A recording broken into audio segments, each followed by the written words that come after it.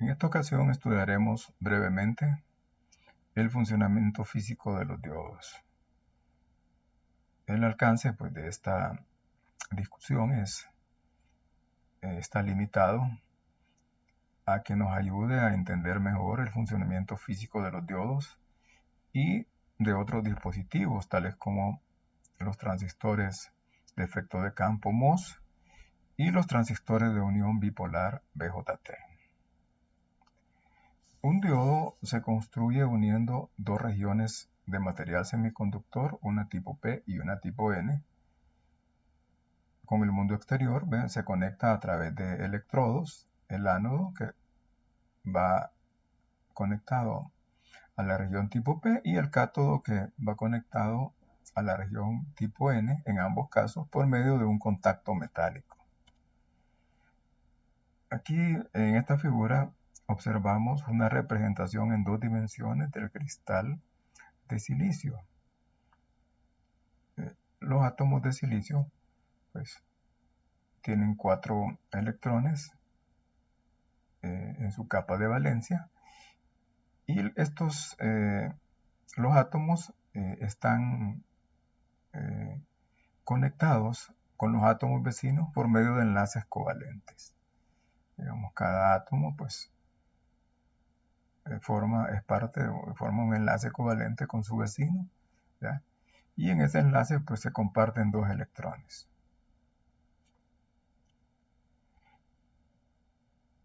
En condiciones normales, temperatura ambiente, la energía térmica es suficiente para romper algunos de estos enlaces.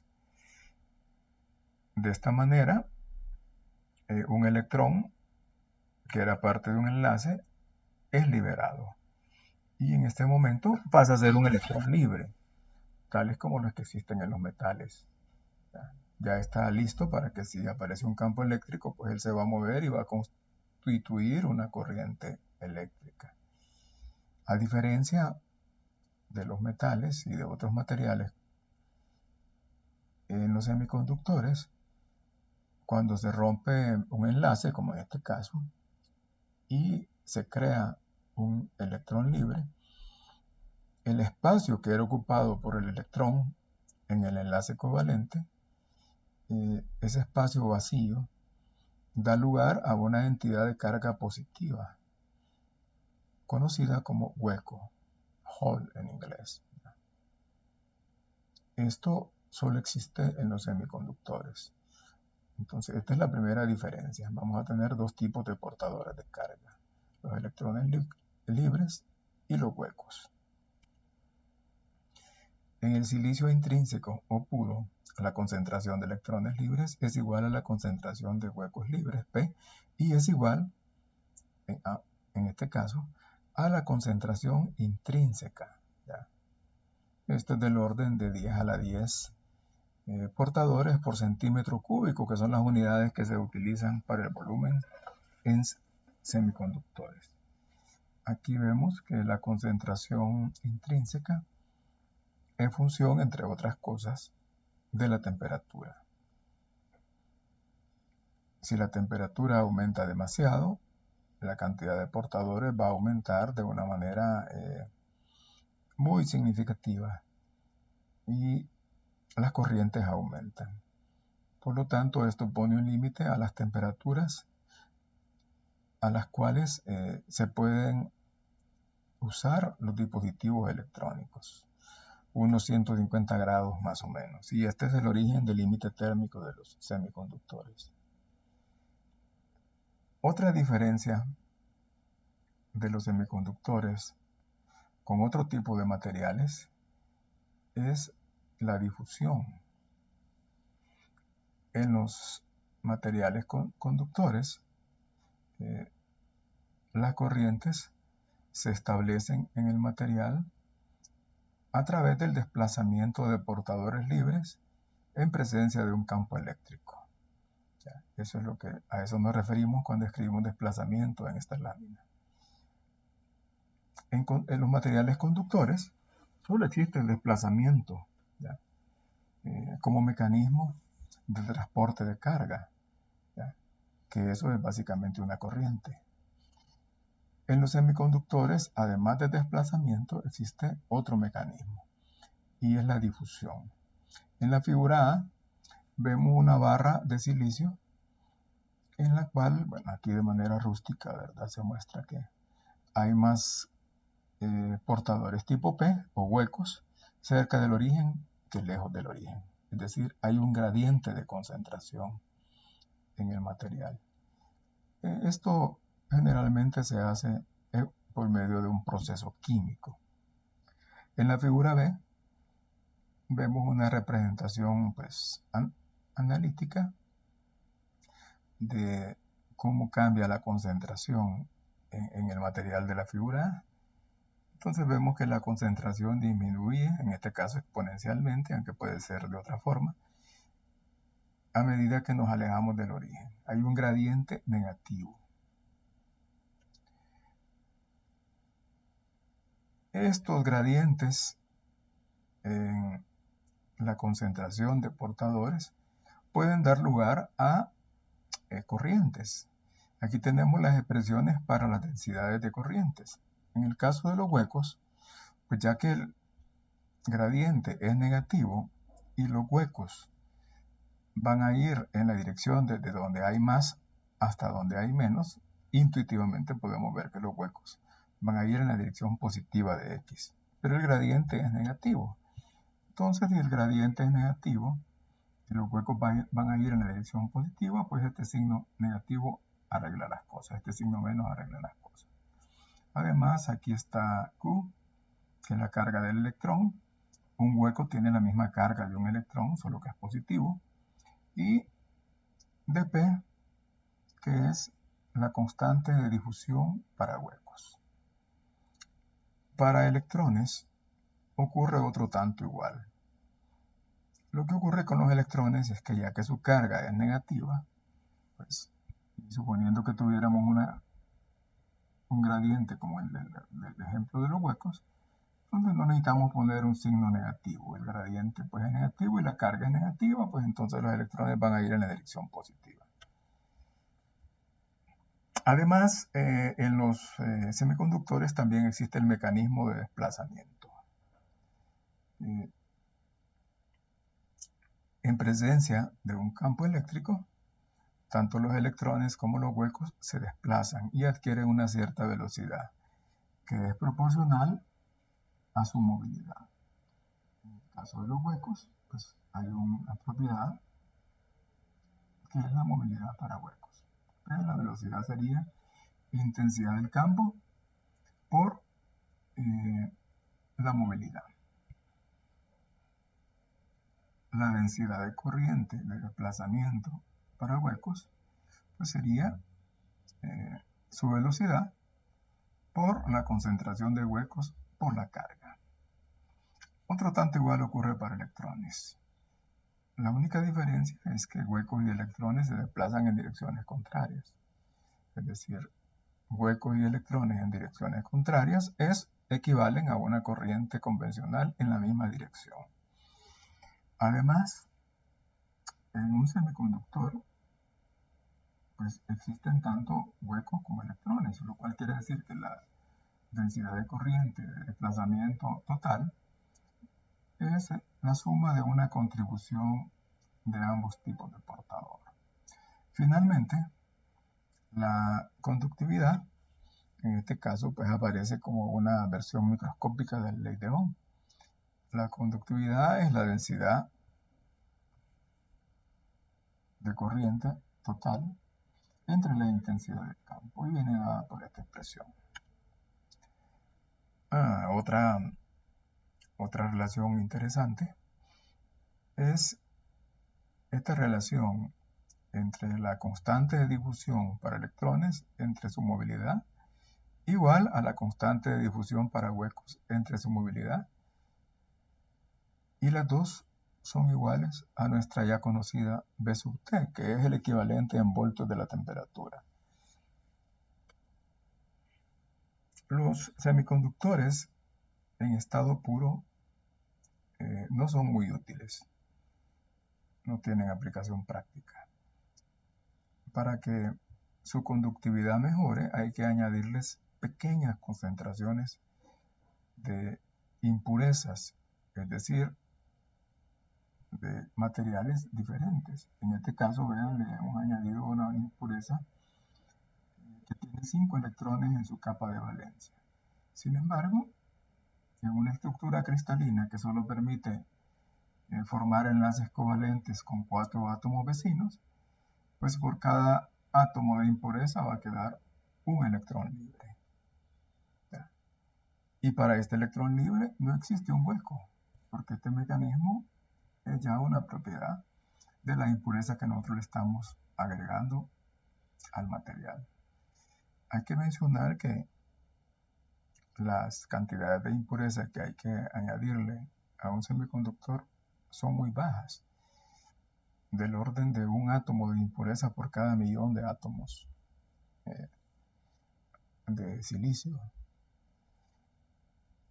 En este caso, como hemos añadido una impureza que tiene pues la propiedad de donarle electrones libres al silicio, entonces la concentración de electrones libres en el material, que es lo que aparece acá, va a ser aproximadamente igual a la concentración de átomos donadores. Además, ya había aparecido una relación en las láminas anteriores, pero que no sé si la explicamos, y es que el producto de la concentración de electrones por la concentración de los huecos es una constante, y es Ni al cuadrado. A esto se le llama ley de acción de masas. Por lo tanto, de esta relación, y además conociendo que N es igual a la concentración de donadores, podemos despejar la concentración de huecos en un material, es decir, silicio, al que se le han agregado impurezas tipo N. A este material le vamos a denominar como un semiconductor tipo N. En este material, los electrones son los portadores mayoritarios y los huecos son los portadores minoritarios. Por otra parte, si añadimos una impureza que solo tiene 3 electrones libres en su capa de valencia, esta impureza solo va a poder completar 3 enlaces covalentes de los 4 posibles. Este enlace queda incompleto y queda un espacio vacío, para el cual no existe un electrón libre aquí en las inmediaciones. O sea, este hueco es digamos, es lo que le ha dado esta impureza a este material, que básicamente es silicio. A este tipo de impurezas se le llama aceptadoras, porque lo que va a provocar es que cualquier electrón que por, digamos, una ruptura térmica se encuentre vagando por allí, va a venir a ocupar este espacio. ¿Ya? Claro, ese electrón ha dejado un hueco en otro lado. Y así te explica, digamos, una corriente de huecos. Solo que es un proceso más lento, porque para que se dé es decir, para que un electrón llegue acá, se tiene que romper aquí un enlace de alguna manera, y así sucesivamente. Bueno, la concentración de huecos en un material de este tipo, al que vamos a llamar como tipo P, es aproximadamente igual a la concentración de átomos donadores. Por la ley de acción de masas, la concentración de portadores minoritarios, N, la podemos despejar de la ley de acción de masas. ¿Ya? Finalmente, ahora podemos ver a la unión PN en circuito abierto. Si no conectamos el diodo a ningún lado, entonces lo que vamos a tener, tanto en el lado P como en el lado N y en la frontera, más o menos se parece a esto que está acá. Esto está muy exagerado, pero bueno. Entonces, en un diodo o en una unión PN, que es como propiamente debería llamarse esto, porque pueden haber uniones sin que haya diodos. Las uniones, los transistores llevan muchas uniones ya. Y cada vez que unimos una región tipo P con una región tipo N, ocurre algo como lo que ven acá. En la región tipo P abundan los huecos, en la región tipo N abundan los electrones. Ya vimos que el mecanismo de difusión nos dice que los huecos son más abundantes acá. Aquí no hay. Por lo tanto, van a tender a irse de izquierda a derecha. Por otra parte, en el lado N abundan los electrones. Aquí no hay. Todos los electrones, pues, inicialmente, por difusión, tienden a pasarse al otro lado. ¿Ya? Esto da lugar a corrientes de difusión, tanto de huecos del lado izquierdo al lado derecho, como electrones del lado derecho al lado izquierdo. Y ese es ID, es la suma de las dos corrientes de difusión. ¿Ya? Puesto que eléctricamente hablamos de la corriente convencional, pues la corriente positiva va a ir en esta dirección. ¿Ya? Y eso incluye también una corriente de difusión de electrones. Sin embargo, esto está abierto, no puede haber corriente. ¿Ya? Entonces, hay que ver qué más ocurre. Cada hueco está asociado con un átomo, ¿ya? De manera que aquí no se muestra para que el dibujo sea sencillo, pero cada hueco está asociado con un átomo, de manera que el balance de carga, es decir, de este lado, es cero, porque la carga del hueco, digamos, tiene como contraparte el resto del átomo, que es un ion negativo, ¿ya? Con una carga igual en magnitud a la del hueco. Entonces el balance de carga de este lado, el balance neto es cero. Lo mismo los electrones libres. Cada electrón libre originalmente forma parte de un átomo, pero ese átomo está por acá. Solo que a ese átomo le falta un electrón libre, por lo tanto es un ion. De manera que la carga neta del electrón con el átomo al cual él pertenecía es cero. Y esto es válido para cada uno de estos átomos. Entonces, el balance de carga en toda esta región también es cero. ¿Ya? Cuando se establece el mecanismo de difusión y los huecos comienzan a pasarse para este lado y los electrones para el otro lado, en algún momento ocurre que cuando un electrón y un hueco se encuentran y se unen, desaparecen ambos como portadores libres. ¿Ya? Entonces, aquí muy cerca de la unión, vean, aquí hay iones, ¿ya? Negativos, que son los que habían de este lado, y positivos, que son los que están asociados con los electrones. Cuando el electrón que estaba en este ion se pasó para allá y el hueco se pasó para acá, se unieron y desaparecieron. Por lo tanto, no hay lo mismo para este, para este y para este. Entonces los portadores libres desaparecieron y en su lugar aparecieron estas regiones en que aquí hay una concentración neta de carga negativa y de este lado, esta es exactamente la unión. ¿Ya? Y en el lado N de esta franja que le llamamos región de agotamiento, vean, hay iones positivos. Aquí originalmente había electrones, pero se recombinaron con los huecos debido a la difusión y ambos desaparecieron. Por lo tanto, establecen dipolos, los cuales a su vez dan lugar a un campo eléctrico, que si lo integramos a lo largo de la unión, muestra cómo se establece esta tensión, este voltaje de la unión V sub 0, ¿ya? Que representa, en términos de energía potencial, la cantidad de energía que los huecos es la barrera de energía que los huecos deben de vencer para pasar del lado P al lado N, y es igual a la barrera de energía que los electrones deben superar para pasar del lado N al lado P.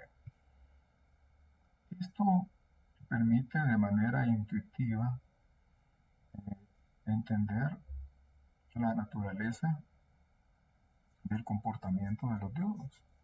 Es decir, cuando nosotros los vemos funcionando, pues surge la pregunta, bueno, ¿y por qué no comienza a conducir inmediatamente? Espera hasta que la tensión en extremos del diodo supera un cierto valor para comenzar a permitir la circulación de corriente. Bueno, aquí está una parte de esa explicación.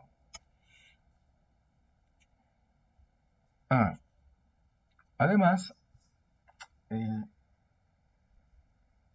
pues este campo eléctrico da lugar a una corriente de desplazamiento, ¿verdad? Que aparece como IS.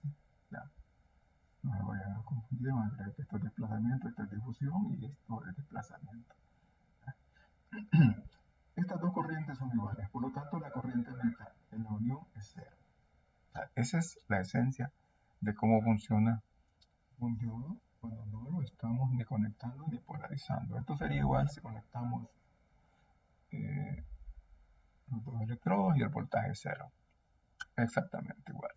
Por lo tanto, las corrientes de difusión son iguales a las corrientes de desplazamiento. Aquí tenemos la expresión para el potencial de la unión en términos de VT y de las concentraciones de los aceptadores, los donadores y de la concentración intrínseca. Además, esta franja es muy delgada. Le vamos a llamar W al ancho de esta región de agotamiento. ¿Ya? Además, vean que la carga negativa en el lado P es igual a la carga positiva en el lado N de la región de agotamiento. Por lo tanto, vean, aquí está el balance de carga. La carga en el lado pues, P es igual a la carga en el lado N, y haciendo algunos malabarismos matemáticos llegamos a una expresión para el ancho que es la suma de xn más xp. Si polarizamos en reversa la unión, los portadores mayoritarios van a ser impulsados para alejarse de la unión. ¿Ya? Y esto tiene como consecuencia que la región de agotamiento aumenta. Además, la corriente de difusión desaparece y solo queda la corriente de desplazamiento. ¿Ya? Porque en condiciones de polarización inversa, los portadores mayoritarios no cruzan la unión. Solo los portadores minoritarios, electrones en el lado P y huecos en el lado N. Y esa es la naturaleza de la corriente de desplazamiento. Va en esta dirección porque son huecos que van de aquí para allá y electrones que vienen en dirección contraria. Dado que esas concentraciones son muy pequeñas, entonces esta corriente también es muy pequeña.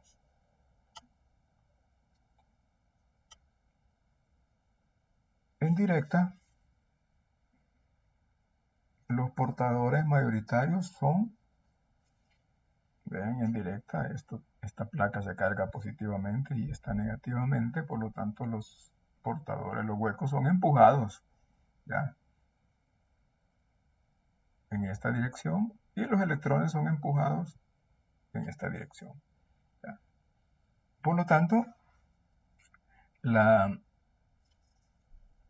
región de agotamiento se hace más estrecha. Esto es interesante. ¿Ya? ¿Ya? Y esto tiene como consecuencia que la barrera de energía, es decir, la energía que deben de tener los huecos para pasarse de este lado a este, y los electrones para cruzar en dirección contraria, disminuye.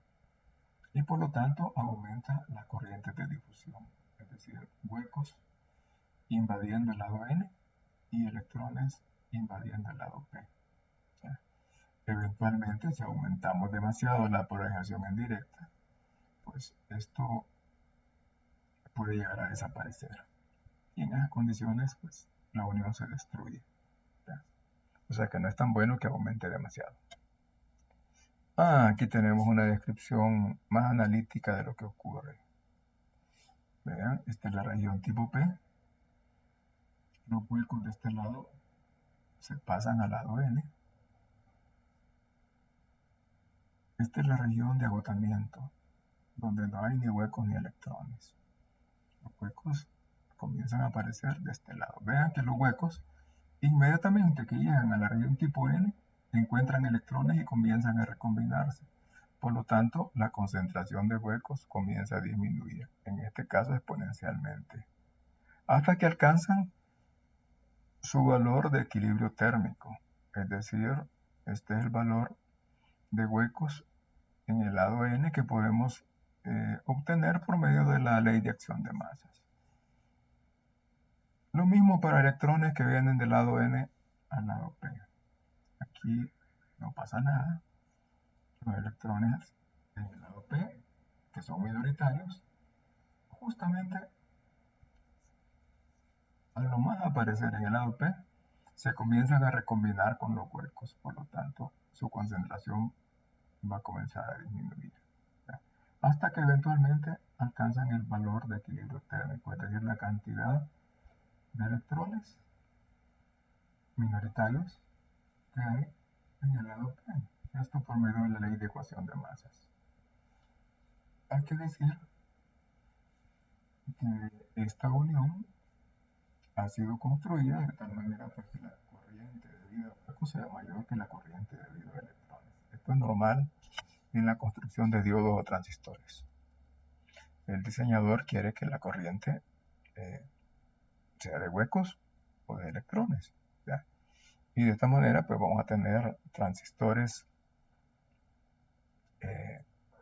con corrientes que podemos explicar por huecos, por ejemplo transistores PNP o transistores PMOS, o transistores en que la corriente se pueda explicar por electrones, transistores NPN o transistores NMOS.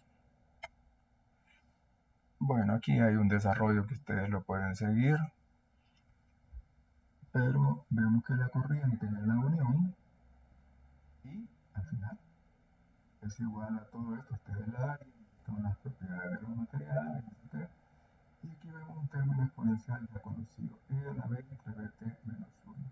Lo cual quiere decir que todo esto es igual a IS. Nuestra famosa IS. Aquí está IS, ¿verdad? Bellísima la expresión, ¿verdad? ¿Ya? Bueno, esto pues es un paseo por esta introducción un poco practicona a este tema. Esto pues lo pueden ver en otras fuentes, pero pues aquí esta es la versión de nuestro texto, ¿verdad? Muy bien.